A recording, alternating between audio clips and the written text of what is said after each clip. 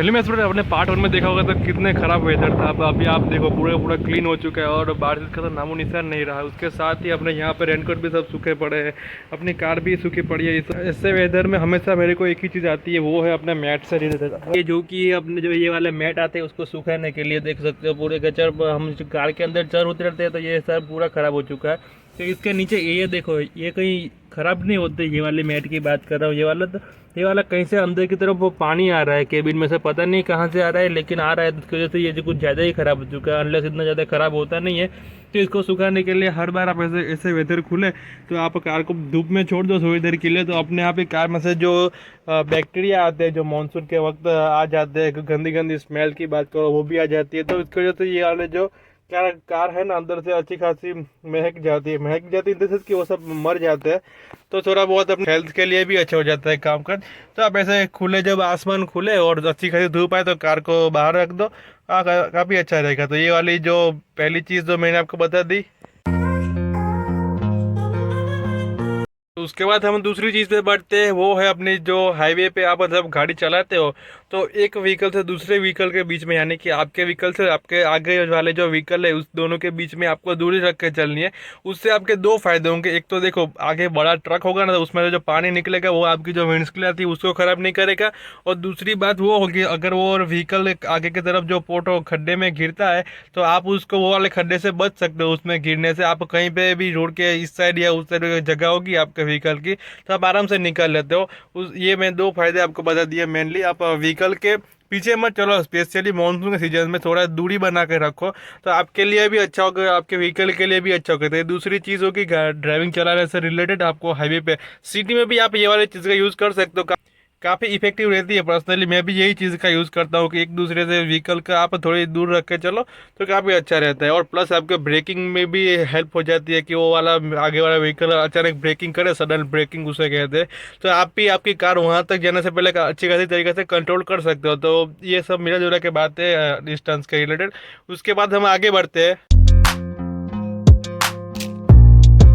उसके बाद की जो चीज़ है वो हाईवे से रिलेटेड ही है, या फिर आप सिटी में चलो। सिटी में आप रहते हो तो आपको पता होगा कि जब पानी भरता है रोड पे तो बड़े बड़े व्हीकल्स, यानी कि अब बसेस बहुत ज़्यादा चलती है रोड पे, तो बसेस की वजह से ना पूरे जब पानी के अंदर जाती है ना तो एक वेव बन जाती है। उस वेव में आपने देखा होगा तो बाइक वाले तो बहुत कभी कभी गिर भी जाते हैं, वो इतनी तगड़ी वेव होती है। उस वेव से बचने के लिए आप जो बसेस जा रही है उससे आप दूर रह सकते हो, और वरना आपकी कार में पानी भी इतना कुछ खास पानी उसके अंदर नहीं जाता। लेकिन जो बाइक्स आती है वो इतना सब पानी से कैपेबल नहीं होती वो झेलने के लिए, तो वो बंद हो जाती है और पानी भी अंदर चल जाता है। तो आप मेरी मानो तो हमेशा जो बड़े बड़े व्हीकल्स आते हैं जो सिटी में चलते हैं बसेस, और हाईवे पे भी जो पानी भर जाता है तो बसेस आती है और ट्रक्स आते हैं वो भी चलते हैं, तो उसकी वजह से जो पूरी वेव बन जाती है पानी की, उससे आप दूर रह सकते हो। तो आपके लिए भी अच्छा है और व्हीकल के लिए भी अच्छा है। आपको कभी भी ऐसे कार नीचे नहीं उतरनी। देखो मेरे पीछे से ट्रक जा रहा है, इसकी वजह से मैंने कार को नीचे उतारा। अभी देखो कैसे स्ट्रगल करेगी कि ऊपर चढ़ने में, पूरा का पूरा नीचे कादू ही है। देखो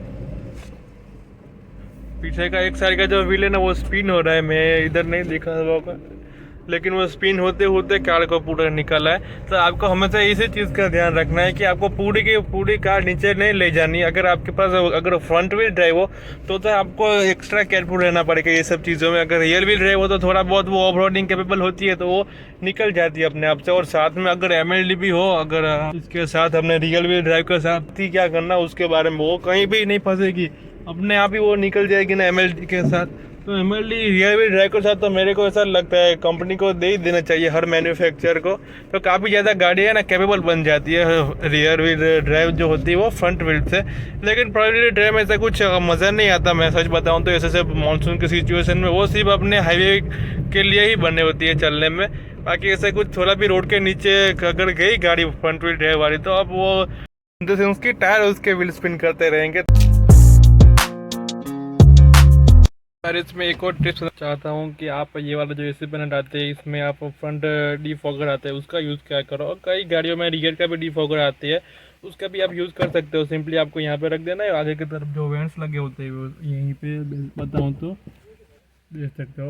तो वहाँ से ये हवा आती रहेगी और आपकी कांच पे जो धूल जमती है वो नहीं जमेगी। तो ये एक और भी टिप्स है, आप गाड़ी चलाने के वक्त आप ये वाला जो डिफोकर आता है फ्रंट का वो यूज़ कर सकते हो। और आप टेम्परेचर थोड़ा कम ही रखना, एसी का ऐसा फुल मत कर देना, थोड़ा कम रखोगे तभी अच्छी तरीके से काम करेगा, क्योंकि बाहर का टेम्परेचर बहुत ज़्यादा कम होता है अंदर के टेम्परेचर से, इसकी वजह से धूल जम जाती है। और एसी का स्विच ऑब्वियसली बटन दबा देना इसी तरीके से, तो हो जाएगा आपका काम। अभी मैं आपको और एक खास बात बताता हूँ कि आपके जब हाईवे पे बहुत भाइयों ने नोटिस किया होगा कि आपको हाईवे पे कहीं कहीं जब ट्रक्स बिगड़ते हैं, या फिर कार भी बिगड़ती है, सिटी में भी आप कह लो, तो हाईवे पे आपको कभी कभी ना ऑयल्स देखने को मिलते हैं, यानी कि जो कार बिगड़ते हैं तो उसका इंजन ऑयल नीचे गिर गया होता है। तो उसकी वजह से बहुत सारे हैपन हो जाते हैं रोड पे। अभी आपकी कार जा रही है अच्छी खासी क्रूजिंग स्पीड पे, अगर वो ऑयल पे आपकी जो कार का एक भी पहिया गया तो पूरा स्लिप हो जाएगा। तो फोर व्हील के लिए तो चलो से 3 टायर तो ग्रिप ले लेते हैं, तो उसमें कुछ ज़्यादा कुछ असर नहीं होता वो ऑयल्स का। लेकिन जो बाइक्स वाले आते हैं वो बेचारे गिर भी जाते हैं, और मैं नहीं चाहता कि मानसून में किसी के साथ भी ऐसा हो। तो जिन जिन गाड़ी आपकी जो खराब होती है हाईवे पे, तो प्लीज़ उसको किनारे लेके कुछ भी जो भी करना है वो करो, सड़क के बीच में मत करो। मोस्टली ट्रक्स ही खराब होते हैं हाईवे पे, डोंट नो कैसे खराब होते हैं, लेकिन वो लोग जब खराब होते हैं तो उसमें से भी ऑयल नीचे गिरता रहता है, तो बहुत ज़्यादा हैपन हो जाती है। तो प्लीज़ आप ये बातों का भी हमेशा ध्यान रखें कि आपको ऑयल से दूर ही रहना है हाईवे पे अगर आपको दिखे तो, और आपको सेफली ड्राइव करना है। बस मैं तो यही करना चाहूँगा। तो उसके बाद हम आगे बढ़ते हैं और एक पॉइंट के ऊपर। अभी एक और मेन बात चलो बताता हूँ मानसून में ड्राइविंग से रिलेटेड, जो कि है अपनी वाटर लॉगिंग। आप कह सकते हो कि जब पानी भर जाता है आपकी सिटी या फिर हाईवेज के ऊपर, तो उसके वाटर लॉगिंग कहते हैं। आपकी भाषा में समझाओ तो पानी भर जाता है। तो उसमें आपको करना ये है कि आपको जो मैं नहीं कहना चाहता कि ये वाले आप उसको वाटर लॉगिंग के अंदर कार ले जाओ या फिर नहीं लेके जाओ। आप ऐसा है कि आपके पास कोई बड़ी तगड़ी गाड़ी है, आप समझ लो आप फॉर्च्यूनर लेके जा रहे हो, तो आप तो पानी में ऑब्वियसली उतरोगे। आप ऑल्टो होगी तो आप एक बार सोचोगे। तो बस आपकी ड्राइविंग स्किल्स के ऊपर डिपेंड करता है कि आप वो वाला जो वाटर लॉगिंग में कार ले जा सकते हो ना ले जा सकते हो। मेरी मानो तो आप अवॉइड ही करो वाटर लॉगिंग, क्योंकि वाटर लॉगिंग में होता ही है कि आपको भी नहीं पता कि पानी कितना गहरा है।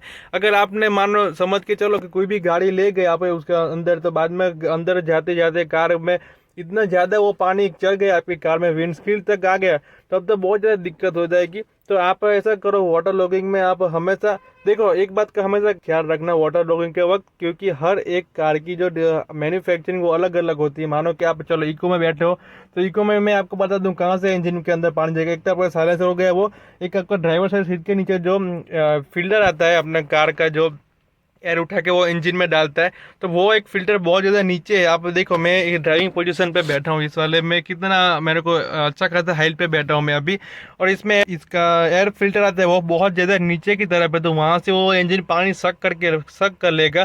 तो बहुत ज़्यादा चांसेस बढ़ जाते हैं कार को बंद होने के लिए जब वाटर लॉगिंग होती है। तो मामूली वाटर लॉगिंग होगी तो आप चला सकते हो, उसमें कोई दिक्कत नहीं हो, आराम से निकल जाएगी वाटर लॉगिंग से।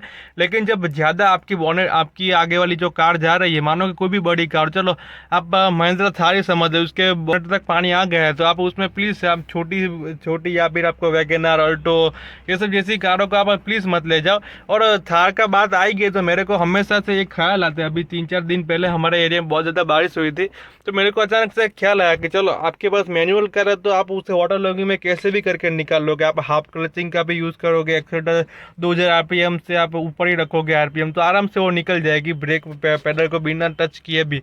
लेकिन जब बात वो बिगड़ती है कि महिंद्रा थार जैसी ऑटोमेटिक कार, ऑटोमेटिक कोई भी कार ले लो आप, तो आप उस सिचुएशन में वाटर लॉगिंग के अंदर कैसे निकालोगे आप। मैंने एक वीडियो देखा था उसमें जो महिंद्रा थार के बोनेट तक पानी आ गया था, लेकिन उसका जब देखा कि आरपीएम उसका 1100-1200 आरपीएम के पास ही था।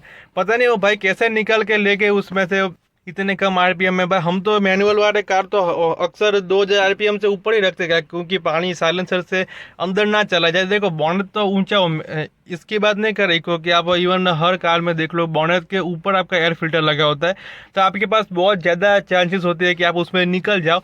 लेकिन जब ऑटोमेटिक की का बात आती है, ऑटोमेटिक गियर बॉक्स में, तो उसके में आप रेस भी नहीं कर सकते। अगर आपने रेस की तो आपकी गाड़ी जल्दी जल्दी दौड़ने लगेगी। मैनुअल कार है तो उसको आप रेस को भी संभाल सकते हो, क्योंकि आपको आरपीएम ही उठा के रखने और क्लच से आपका पूरा का पूरा जो हैंडल आता है वो करना है कार को, तो आसानी से हो जाती है। बस ये ऑटोमेटिक वाले कैसे कर लेते हैं वाटर लॉगिंग पे वो मेरे को नहीं पता। अगर आपके पास भी ऑटोमेटिक कार है तो प्लीज़ आप बता दो कि आप इसी सिचुएशन में कैसे निकालते हो, जो कि काफ़ी सारे लोगों की हेल्प हो जाएगी। तो प्लीज़ बताते हो जाना कमेंट सेक्शन में। तो आगे बढ़ते हैं उससे। तो उसके बाद आती है अपनी मोस्ट इम्पोर्टेंट थिंग, एक आती है इमरजेंसी किट। आप हमेशा मानसून के वक्त आपकी कार में एक इमरजेंसी किट रखो। उसमें आप कुछ भी चीज़ें रख सकते हो। आप छाता रख सकते हो, बाद में आपका जो बैटरीज का वोल्टेज चेक करने के लिए आता है वो आप रख सकते हो, बाद में कुछ भी आप जो भी मन करे वो रख सकते हो। लेकिन एक इमरजेंसी किट आपके कार में होनी चाहिए। आप रेस्क्यू के लिए आप रस्सा बस्सा भी रख सकते हो, जो कि मैंने नीचे की तरफ रखा है, स्पेशली मानसून के लिए रखा। मैं आपको दिखा दूँ तो नीचे की तरफ एक से नीचे करके दिखाऊँ तो आपको देखो वो पीछे की तरफ रास्ता पड़ा है। ऐसी कुछ चीज़ें आप रेस्क्यू के लिए हमेशा कार के अंदर रखो, अगर मानसून के वक्त तो बहुत ज़्यादा काम आती है। तो ऐसा कुछ रख सकते हो। तो ये हो गई ड्राइविंग से रिलेटेड बात है। सब आप ड्राइविंग ऐसा करो वैसा करो, मैं ऐसा नहीं कहना चाहता। सब आपके स्किल्स के ऊपर ही डिपेंड करता है ड्राइविंग। आप कैसे ड्राइविंग कर रहे हो और कौन सी गाड़ी का यूज़ कर रहे हो, आपको कितना ज़्यादा एक्सपीरियंस है। अगर एक्सपीरियंस बंदे होते हैं तो भाई बॉनेट के ऊपर तक का पानी में भी और निकाल के ले जाते हैं। तो सब आपके एक्सपीरियंस के ऊपर डिपेंड करता है। मैं तो एंड में यही कहना चाहूँगा। अभी बात करते हैं कि आपको क्या क्या प्रिपरेशन करनी पड़ती है अगर मानसून आ रही है तो। सबसे पहले प्रिकॉशंस की बात करते हैं तो आपको हमेशा ब्रेक पेडल्स आपको चेक करने चाहिए। ब्रेक पेडल्स या फिर आप ब्रेक शू कह लो, आपका ब्रेक कह लो, वो सब चीज़ों का आपको हमेशा ध्यान रखना चाहिए। क्योंकि आपको देखो मानसून के वक्त तो सबसे ज़्यादा रोड के साथ टच होने वाले होते हैं वो आपके टायर। अगर टायर में आपको ब्रेक से अच्छी तरीके से नहीं लगेंगे तब तो बहुत ज़्यादा हैपन हो सकती है आपके साथ। तो हमेशा आप ख्याल रखो कि आपकी सर्विसिंग और आपका जो ब्रेक पैड आते हैं वो जो कंडीशन उसकी अच्छी खासी होनी चाहिए, तभी आप मानसून में अच्छी तरीके से आपको ब्रेक ले पाएगी आपकी कार। अगर आपके जो ब्रेक पैड आते हैं वो थोड़े बहुत भी घिसे हुए हैं, लाइक आपको बताओ थोड़े इतने ज़्यादा कि उसमें इंडिकेटर आता है, मैं यहाँ पे पिक छोड़ दूंगा इंडिकेटर के किस लेवल तक आपको ब्रेक शू जो घिस जाए तो आपको बदलने में घिस चुके हैं, या फिर आपके ब्रेक पैड में से आवाज़ आ रही है फ्रंट के डिस्क ब्रेक में से, तो बेहतर यही रहेगा कि आप उसको चेंज करवा लो। बहुत ज़्यादा ऐसे कुछ महंगे नहीं आते वो ब्रेक शू, लेकिन वो कार के ऊपर भी डिपेंड करते हैं कि कौन से मैन्युफैक्चरिंग की कार आप यूज़ कर रहे हो। तो आप उसका ख्याल रख सकते हो वो सब चीज़ों का। लेकिन time to time brake shoe change करो और अपनी ड्राइविंग को ईजी बना दो। उसके बाद जब आती है अपनी सर्विसिंग के बाद, आपको सर्विसिंग कभी भी ड्यू नहीं रखनी मानसून के वक्त। आपको हर मानसून से आपको एक कदम आगे ही चलना है, इन द सेंस कि आपको सर्विसिंग करवा लेनी है टाइम टू टाइम। देखो समर में आपने सर्विसिंग करवाई है तो ऐसा नहीं समझ लो कि मानसून में सर्विसिंग नहीं करवानी पड़ेगी। आप नॉर्मल सर्विसिंग आप करवा सकते हो, जैसे कि आपके ब्रेक के पैड चेक करवा लो, इंजन में कितना ऑयल है वो चेक कर लो, बाद में उनका रेडिएटर में बैटरी के जो टर्मिनल्स आते हैं वो सब चेक करो। तो ऐसा कुछ आप सर्विसिंग में चेक करो तो आप मैकेनिक के पास जाओगे मानसून सर्विस के लिए तो वो सर्विसिंग कर देंगे। ये हो गई सर्विसिंग से रिलेटेड बातें। होप करता हूँ कि आपको पार्ट 1 की तरह पार्ट 2 भी अच्छा लगा तो प्लीज़ लाइक से सब्सक्राइब करते हो जाना। अपने आप सब्सक्राइबर काउंटर की बात करो तो 491 सब्सक्राइबर हो चुके हैं, सिर्फ 9 सब्सक्राइबर बच रहे हैं अपने 500 तक जाने में। तो प्लीज़ सब्सक्राइब करते हो जाना। वीडियो देखने के लिए धन्यवाद। Thank you so much.